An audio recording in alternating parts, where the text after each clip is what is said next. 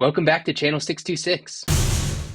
Today we're breaking down Phineas and Ferb, Season 1, Episode 1B, Candace Loses Her Head. The episode starts as Phineas wakes up. Behind him we can see what looks to be a lawn gnome, a possible reference to Dr. Doofenshmirtz's emotionally scarring history with lawn gnomes. The calendar shows that it's July 11th. This is exactly a week after the 4th of July, a perfect time to visit a national monument. Candace's dream states that she's allergic to dairy. Candace. She's got an allergy to dairy! This is confirmed and referenced in further episodes.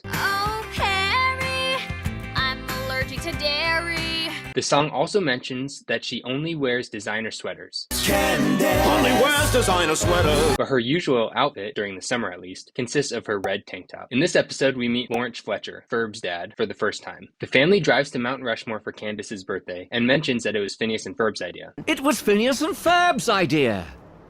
You're welcome. Perhaps they got the idea while they were there in the previous episode on the roller coaster. It is also interesting that Mount Rushmore is within driving distance, since Danville is established to be on the coast. When her mom shows her the Mount Rushmore bobbleheads in the gift shop, Candace says, "Mom, that's lame." Then at the end of the episode, when Jeremy gives her the bobbleheads for her birthday, she responds, "I absolutely love it." Speaking of Jeremy, he's there on the Mr. Slushy Burger Worker Exchange Program. Which makes sense, since he was there in the previous episode when Phineas and Ferb visit on the roller coaster. Welcome to Mr. Slushy Burger, may I take your order? Although that time, he was in an outdoor location. We see Phineas and Ferb gathering supplies out the window. They carry a saw, hammer, sledgehammer, crowbar, another saw, an axe, pickaxe, and a jackhammer. We later see them use the sledgehammer, pickaxe, and jackhammer, and even dynamite, but not the other tools. Perry passes over the E-train and past Agent R on the way to his lair. When Candace pushes a couple of tourists away from their paid telescope, they must walk away because they don't protest and we don't see them again. When Candace's mom looks through the telescope, her view is blocked by Old Reliable Geyser. Oh, Old Reliable Geyser, how exciting! A nod to Old Faithful, the famous geyser in Yellowstone National Park. In fact, there are no actual geysers at Mount Rushmore. When Perry drops in, Dr. D says, "Ah, Perry the Platypus, your timing is impeccable. And by impeccable, I mean completely impeccable!" continuing the hilarious gag that runs for a few more episodes. Dr. Doofenshmirtz then says, "As they say in China,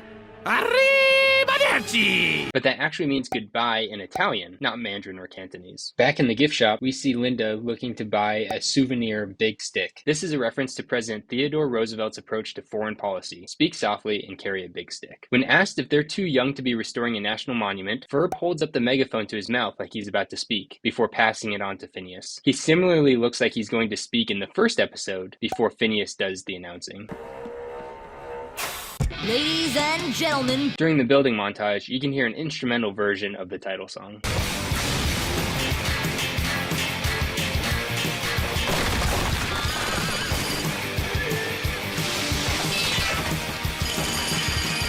When the Fireside Girls go to Plan B, we see 6 of them helping. Some must have joined late because when we first see them in the gift shop, there are only 4 in addition to Isabella. The big reveal is caused by a bird flying into the fake Mount Rushmore. This is similar to the bird flying into the roller coaster in the first episode. Perhaps it's the same bird. When Ferb throws the sledgehammer, it sounds like it hits some poor creature.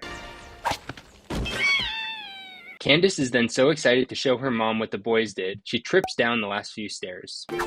And instead of cursing Perry when he's defeated, Dr. Doofenshmirtz says, when Candace's face begins to break off the mountain, it looks initially like several blemishes appearing, a worst nightmare for a teenager. Phineas and Ferb seize the moment and roast a few hot dogs. An orchestra plays music as the disaster occurs, perhaps a reference to those on the Titanic who played music after the ship had hit the iceberg. Ferb says, "Well, it was definitely better than the gorilla in the cake." And Perry parachutes down behind Candace. The second time he was right behind her as Agent P. Since we don't see him join up with the family, we don't hear anyone say, "Oh, there you are, Perry." And that's all I found in this episode. Let me know in the comments if I missed anything. Don't forget to subscribe and share this video with other Phineas and Ferb fans. And remember, until next time, there's no platypus controlling you.